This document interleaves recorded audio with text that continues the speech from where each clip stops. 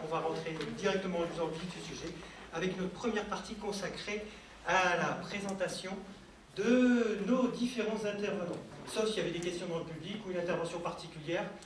Oui.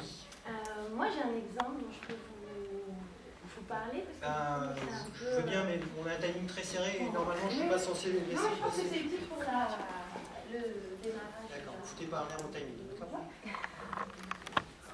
Xanax, ça ira. Voilà.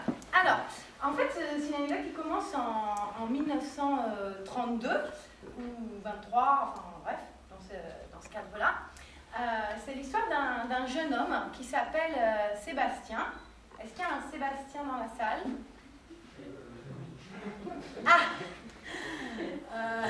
Vous voulez venir? Parce qu'il y en a un autre aussi. Alors, l'autre, d'accord.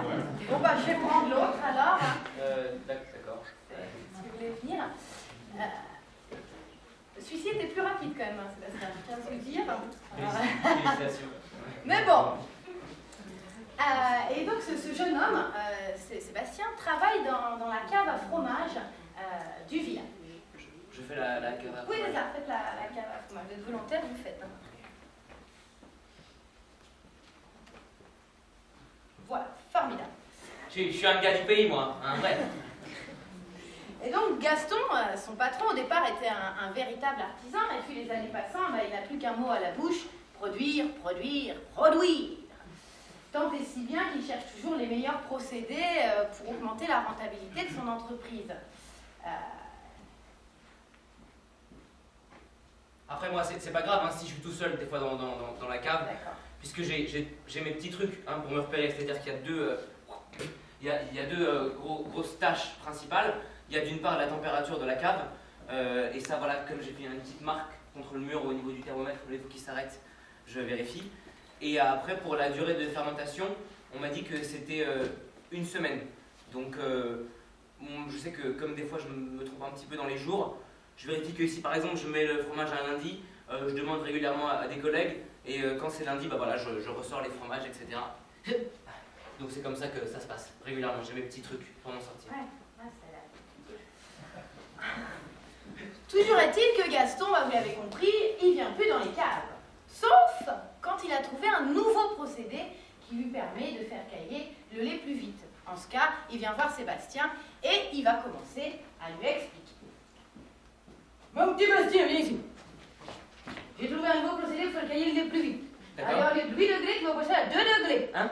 Et puis, au lieu de laisser les fromages une semaine, tu les laisses que 6 jours. C'est compris? Oui, est-ce que vous pouvez rester juste avec moi, du coup, pour me montrer un petit peu Mais pas le temps, j'ai l'affaire à régler, on m'attend en ville. Non mais, attendez, juste pour me montrer les degrés au moins. Là, le Manuel, Hein? tu te débrouilles, j'ai confiance en toi, Bastien. D'accord. Et il tourna les talons. Bastien adorait lire les livres avec des images, mais l'alphabet n'avait pas passé la porte de ses paupières. Aussi, il essaya toute la nuit de déchiffrer le manuel et il s'endormit au matin. Tant et si bien que quelques jours plus tard, ne sachant toujours pas quoi faire avec la durée de fermentation ni les degrés, Bastien avait décidé de retirer les fromages au fur et à mesure, advienne que pourra. Bon, du coup, celui-là, je l'ai retiré hier, il n'était pas assez fermenté. Celui-là, ça va, je vais juste voir s'il y en a d'autres encore.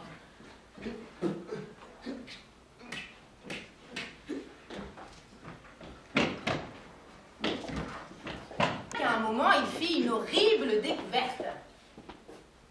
Évidemment, certains étaient pas assez fermentés, d'autres parfaits, mais la majorité des fromages étaient recouverts de moisissures bleues. Comment je vais faire? C'est horrible. Ils ont tout pourri. Je vais pas tout jeter quand même. Et évidemment, c'est ce moment-là que choisit Monsieur Gaston pour venir voir Bastien. Ah non. Eh bien, qu'est-ce qui se passe là? C'est tout poli ça, il faut tout jeter! Non. C'est quoi cette affaire?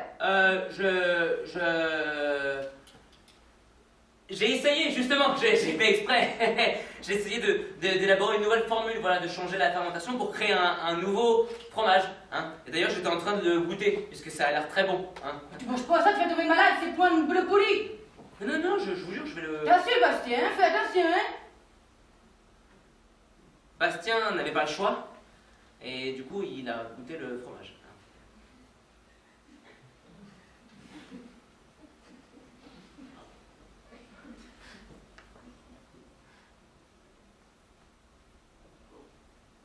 C'est bon? C'est très bon. C'est très très bon. Il est très très bon ce fromage. Vous voulez goûter? Vraiment, pas que moi. Gaston, je ne me permettrai pas. Allez-y, goûtez, je vous jure. C'est pas très beau, mais c'est très bon.